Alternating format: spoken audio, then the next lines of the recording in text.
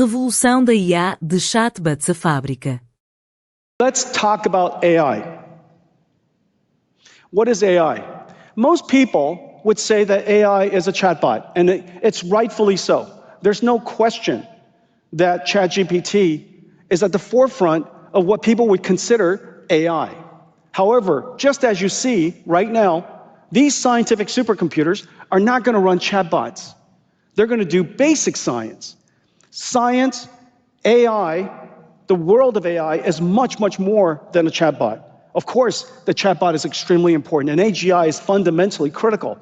Deep computer science, incredible computing, great breakthroughs are still essential for AGI. But beyond that, AI is a lot more. AI is, in fact, I'm going to describe AI in a couple different ways. The first way you think about AI is that it has completely reinvented the computing stack. The way we used to do software was hand coding software running on CPUs. Today, AI is machine learning, training, data-intensive programming, if you will, trained and learned by AI that runs on a GPU. In order to make that happen, the entire computing stack has changed. Notice, you don't see Windows up here. You don't see CPU up here. You see a whole fundamentally different stack. Everything from the need for energy. And this is another area where our administration, President Trump, deserves enormous credit. His pro-energy initiative, his recognition that this industry needs energy to grow. It needs energy to advance, and we need energy to win. His recognition of that and putting the weight of the nation behind pro-energy growth completely changed the game. If this didn't happen, we could have been in a bad situation. And I want to thank President Trump for that.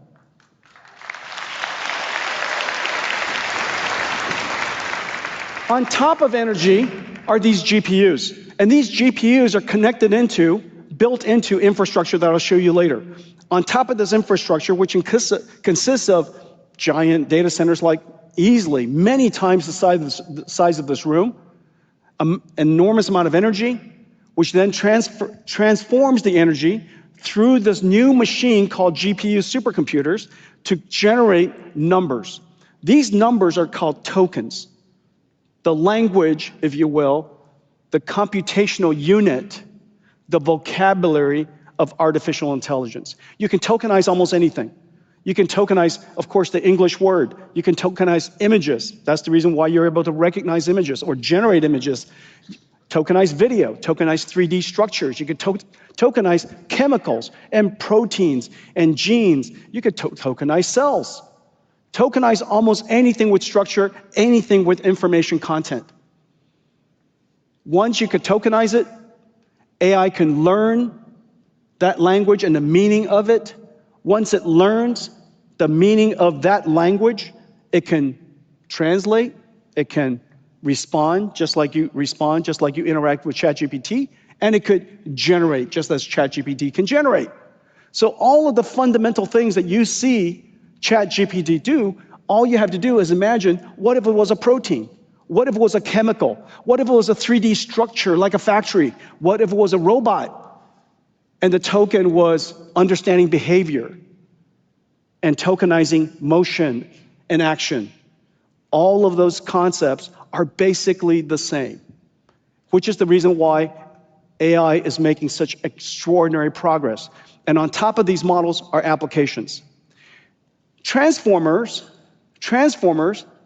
is not a universal model. It's an incredibly effective model, but there's no one universal model. It's just that AI has universal impact. There are so many different types of models.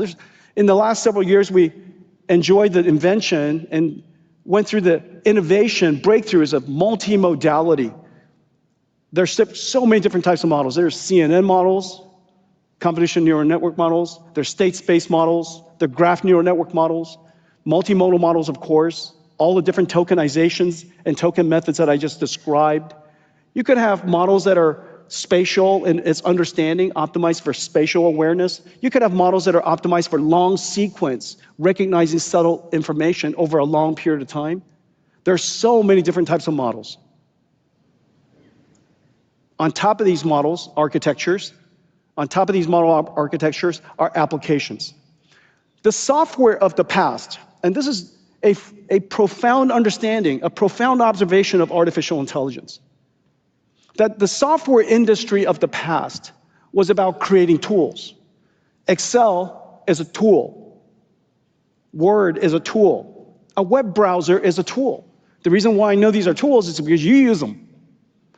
The tools industry, just as screwdrivers and hammers, the tools industry is only so large. In the case of IT tools, they could be database tools. These IT tools is about $1 trillion or so. But AI is not a tool. AI is work. That is the profound difference. AI is, in fact, workers that can actually use tools. One of the things I'm really excited about is the work that Ervin's doing at Perplexity. Perplexity using web browsers to book vacations or do shopping. Basically an AI using tools. Cursor is an AI, an agentic AI system that we use at NVIDIA. Every single software engineer at NVIDIA uses Cursor. That's improved our productivity tremendously. It's basically a partner for every one of our software engineers to generate code. And it uses a tool. And the tool it uses is called VS Code.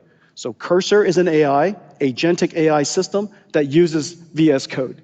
Well, all of these different industries, whether it's chatbots or digital biology where we have AI assistant researchers, or what is a robo-taxi? Inside a robo-taxi, of course, it's invisible, but obviously there's a AI chauffeur. That chauffeur is doing work.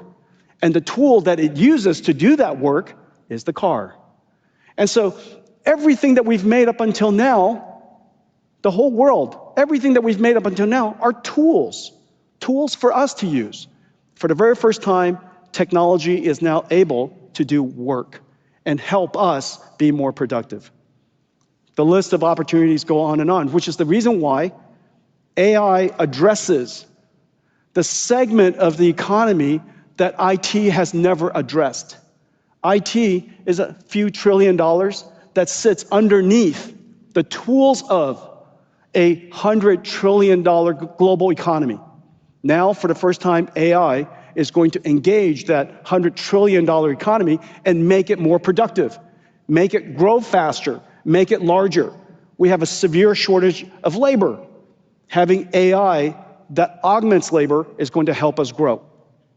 Now, what's interesting about this from a technology industry perspective also is that in addition to the fact that AI is new technology that addresses new segments of the economy, AI in itself is also a new industry. This token, as I was explaining earlier, these numbers, after you tokenize all these different modalities of information, there's a factory that needs to produce these numbers. Unlike the computer industry and the chip industry of the past. Notice, if you look at the chip industry of the past, the chip industry represents about 5 to 10%, maybe less, 5% or so, of a multi-trillion dollar, few trillion dollar IT industry. And the reason for that is because it doesn't take that much computation to use Excel. It doesn't take that much computation to use browsers. It doesn't take that much computation to use Word. We do the computation. But in this new world, there needs to be a computer that understands context all the time. It can't pre-compute that. Because every time you use the computer for AI, every time you ask the AI to do something, the context is different. So it has to process all of that information. Environmental, for example, in the case of a self-driving car, it has to process the context of the car. Context processing. What is the instruction you're asking the AI to do? Then it's got to go and break down the problem step by step, reason about it, and come up with a plan and execute it.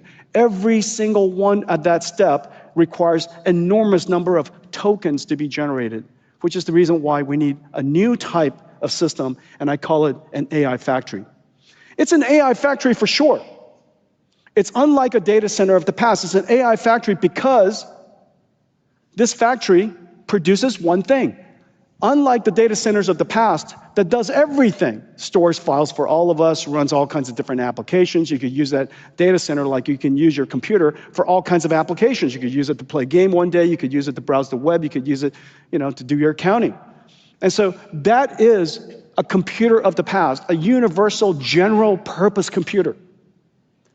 The computer I'm talking about here is a factory. It runs basically one thing, it runs AI, and its purpose is designed to produce tokens that are as valuable as possible, meaning they have to be smart. And you want to produce these tokens at incredible rates, because when you ask an AI for something, you would like it to respond. And notice, during peak hours, these AIs are now responding slower and slower because it's got a lot of work to do for a lot of people.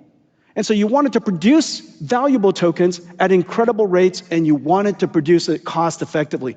Every single word that I used are consistent with an AI factory, with a car factory, or any factory. It is absolutely a factory.